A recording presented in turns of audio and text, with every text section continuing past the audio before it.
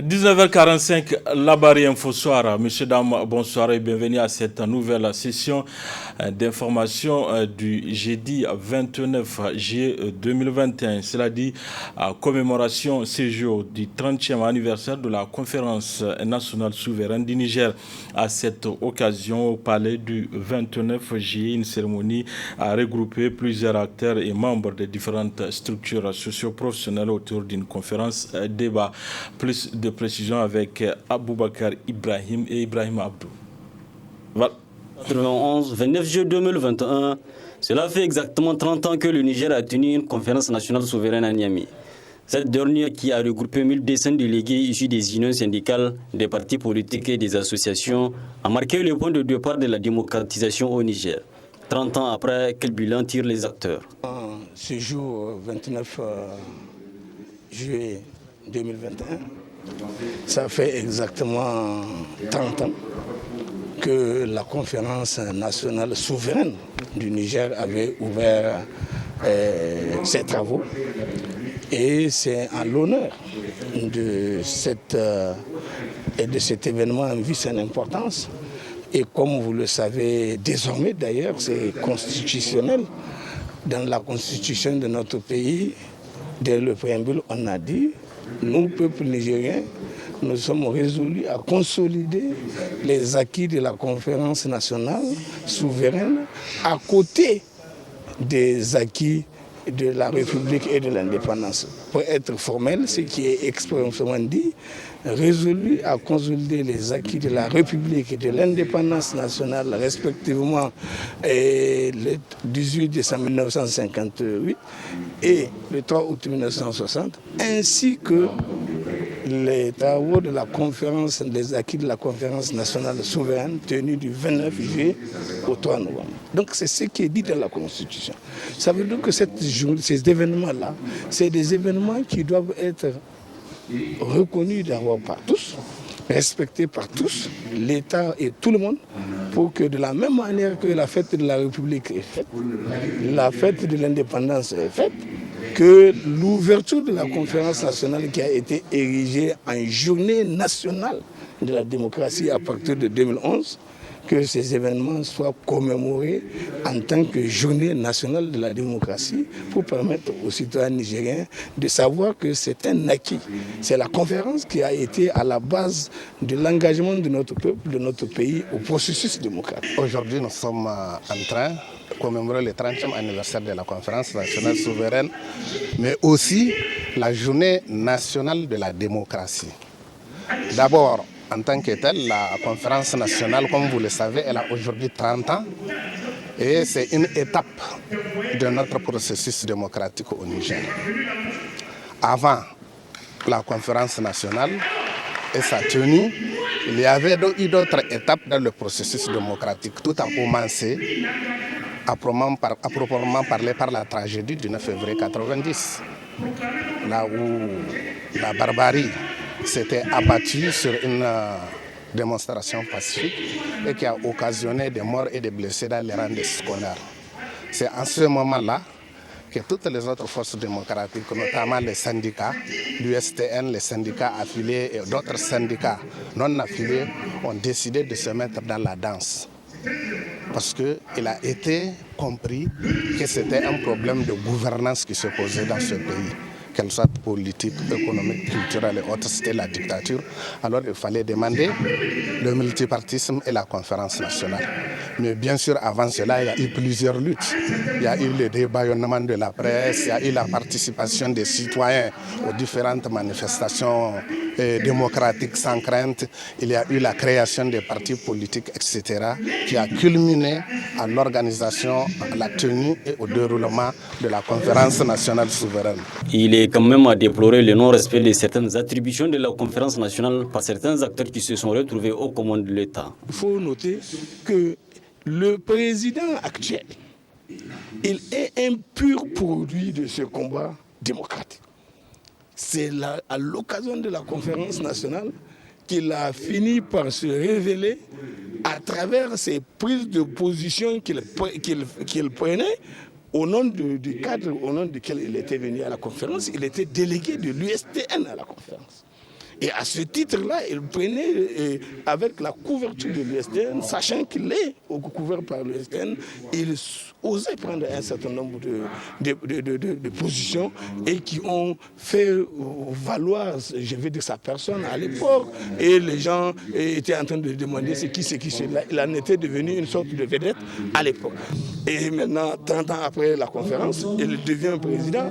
Il est souhaitable que l'on sache quelle connexion ou reconnexion il peut y avoir entre ce qui a été dit à la conférence, ce que lui-même a dit à la conférence et ce qu'il est possible de faire aujourd'hui et ce qui se passe aujourd'hui. Pour l'histoire, il est important de rappeler que la conférence nationale souveraine est engendrée par une crise sociopolitique nourrie par des regroupements de jeunes et des partis politiques qui réclamaient une nouvelle orientation dans la gestion de l'État. Voilà, c'était là la commémoration du 30e anniversaire de la conférence nationale souveraine du Niger. À la demande des promoteurs des compagnies de transport modernes, le ministre des Transports, Malam Oumarou, a présidé ce matin une rencontre entre ces promoteurs, les membres du gouvernement et leurs collaborateurs. L'objectif de cette rencontre est de trouver ensemble une solution afin de réduire le taux de mortalité dû aux accidents de la route dans notre pays. Nafissatou Yahya, Sadoudoumi. Cette rencontre entre les promoteurs des compagnies de transport modernes, les membres du gouvernement et leurs collaborateurs a un double objectif: détecter ensemble les causes des accidents de la route et trouver ensemble des solutions afin de réduire le taux de mortalité dû à ces accidents. Les accidents de la route sont le corollaire malheureux du transport et la démarche qui a été initiée par le ministre des Transports en disant qu'il fallait se retrousser les manches pour pouvoir réduire le taux d'occurrence de ces accidents. C'est une démarche qui nous satisfait et à laquelle nous souhaitons vraiment participer et apporter notre contribution en évoquant les problèmes que nous rencontrons sur la route, en les transmettant aux organes concernés et qu'ensemble on puisse trouver les voies et moyens pour lutter contre ce phénomène. Chaque vie qui part nous attriste énormément et ce n'est pas de gaieté de cœur que nous l'annonçons aux familles. Nous avons la main sur le cœur à chaque fois que le bus part. Et généralement, nos heures de repos ne commencent que dès lors que nous avons appris que les bus sont arrivés à destination et que nous pouvons souffler. Donc vraiment, nos compagnies, toutes nos compagnies sont unanimes à dire que ce phénomène existe et qu'il faut lutter. Nous sommes disposés à le faire. Rencontre au sortir de laquelle plusieurs recommandations ont été formulées, des recommandations qui vont d'ores et déjà être prises en compte, a rassuré le ministre des Transports. Nous allons mettre en place l'effectivité des contrôles. Et ce qui nous a mené avec eux à regarder le problème de tracasserie routière. De nos débats est ressorti la nécessité du renforcement de la sécurité. Le Niger est dans une situation difficile à tout point de vue, notamment en matière de sécurité. Donc on ne peut pas dire que des bus, des cars puissent être exemptés de contrôle. Nous ferons des contrôles pour ce qui concerne la sécurité, mais sans verser dans des tracasseries. Et les responsables en la matière ont pris l'engagement de mettre en place, tous les ministres avons pris cet engagement, un comité également qui travaillera sur les mesures à prendre en matière de tracasserie routière. Les arrêtés existent, nous allons les actualiser avec eux. Et ce comité sera mis en place au maximum en début de semaine prochaine. Les conclusions que nous allons arrêter, nous allons les soumettre à son Excellence, Monsieur le Premier ministre, le Président de la République, pour qu'elles soient validées par l'ensemble du gouvernement. Pour éradiquer ce problème, les promoteurs de compagnies de transport ont pris l'engagement de participer activement à cette cause qui y va de la sécurité de la population nigérienne en général. Cette rencontre intervient à un moment où plusieurs cas d'accidents des bus des compagnies ont été enregistrés ces derniers temps au Niger. Des accidents qui ont coûté la vie à plusieurs passagers. Une fois de plus, cet après-midi à l'aéroport Diori Hamani, le gouvernement nigérien vient de recevoir auprès de ses partenaires techniques et financiers, notamment les États-Unis et d'Amérique, un deuxième lot de vaccins contre la Covid Johnson & Johnson. Plus de précisions avec Hamza Sakou et Ibrahim Abdou. Il vous souviendra que le 21 juillet dernier, le gouvernement nigérien a reçu le premier lot de vaccins Johnson & Johnson contre la Covid-19 du gouvernement américain. Et c'est par cette présente rencontre que le deuxième lot de vaccins, composé de 151 200 doses du vaccin Johnson & Johnson Covid-19, vient d'être réceptionné par le ministre de la Santé. Une action qui vise à aider le Niger dans la lutte contre la pandémie de la Covid-19. C'est avec un réel plaisir et un sentiment de satisfaction que je prends la parole de l'occasion de cette cérémonie de livraison, de la troisième livraison de vaccins contre la COVID-19, du peuple américain au profit du peuple nigérien. Aujourd'hui, les États-Unis utilisent le pouvoir de leur démocratie, l'ingéniosité des scientifiques américains et la force de la fabrication américaine pour vaincre la pandémie à l'échelle mondiale. Avec cette réception, le gouvernement du Niger bénéficie d'un total de 302 400 doses de vaccins Johnson & Johnson.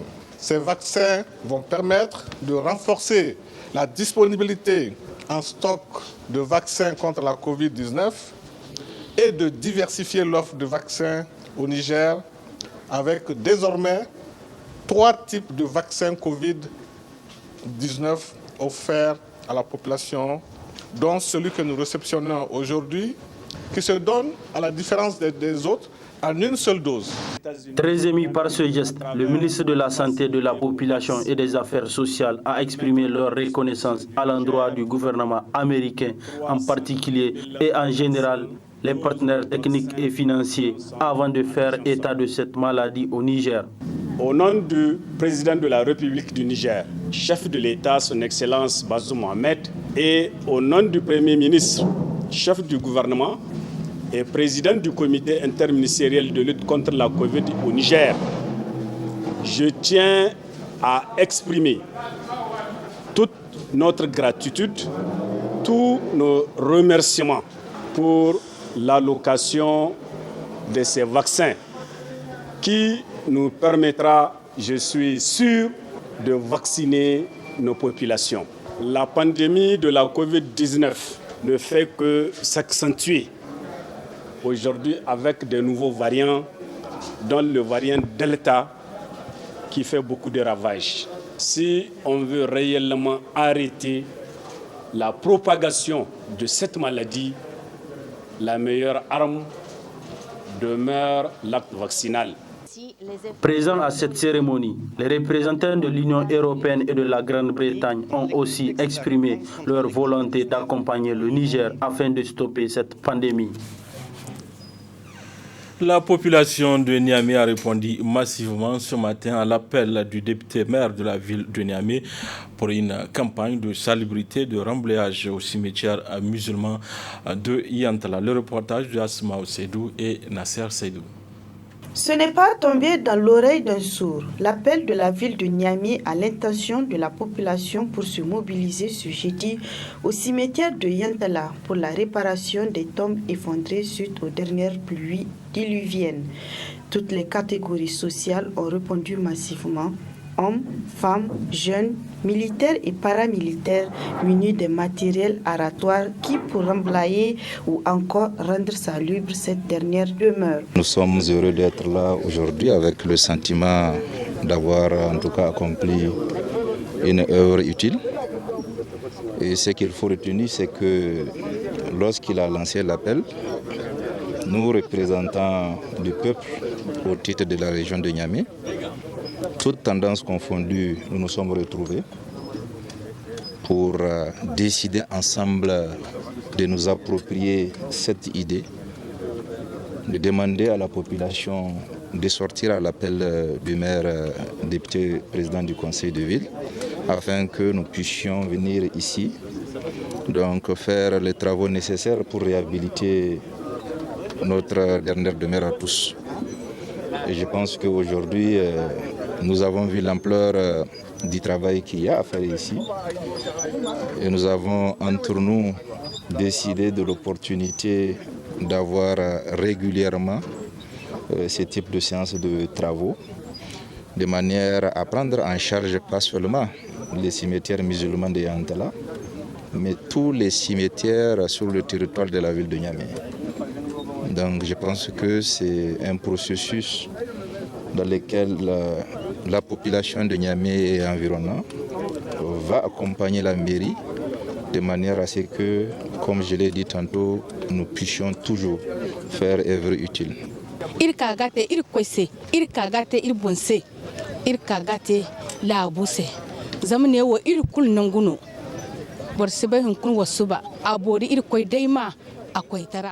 Nous sommes venus volontairement rendre salut pour notre dernière demeure.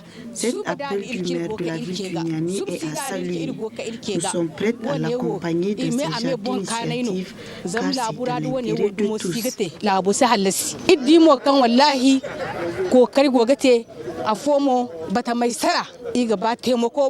La ville de Niamey, initiatrice de cette activité, a également mobilisé ses agents sous la conduite de son premier responsable. Nous qui sommes en instance, que nous puissions avoir de bonnes réserves de façon à assurer notre lendemain. Et c'est pour cela que cette opération est menée et a trouvé l'adhésion de l'ensemble de nos concitoyens de la ville de Niamey. Vous avez dû remarquer que nous sommes à pied d'œuvre pour réveiller toutes les couches de notre société de façon à conduire le développement de notre ville de Niamey.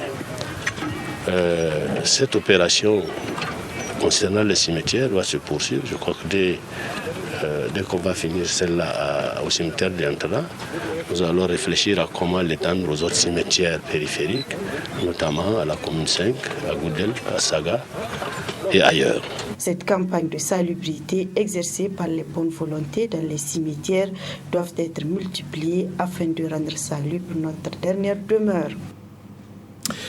Découvrons à présent le marché Katako, plus précisément au quartier où on fabrique le foyer pour la ménagère. Comment se fait cette fabrication, avec quelle matière? Plus de détails avec notre stagiaire de l'IFTIC, Farida Moussa et Ibrahim Abdou. Le foyer est un objet qui sert de support pour les marmites dans la cuisine. Il est localement fabriqué d'une façon artisanale. La matière nous vient de différents quartiers, sociétés et autres. Utilisé dans quasiment tous les ménages depuis la nuit des temps, le foyer tend à disparaître de nos jours avec l'avènement du gaz et leurs cuisinières. Mais malgré cette concurrence, les fabricants de foyers arrivent à tirer leur épingle du jeu. Avec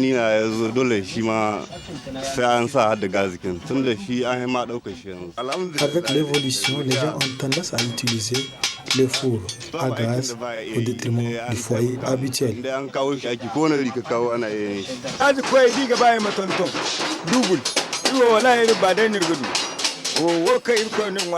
l'utilisation du four à gaz, on arrive à s'en sortir.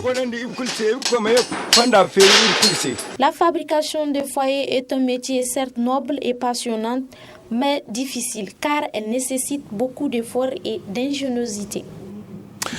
Voilà, messieurs, dames, c'est tout pour ces 19h45 de la télévision La Barry. Merci à vous de l'avoir suivi. Au revoir.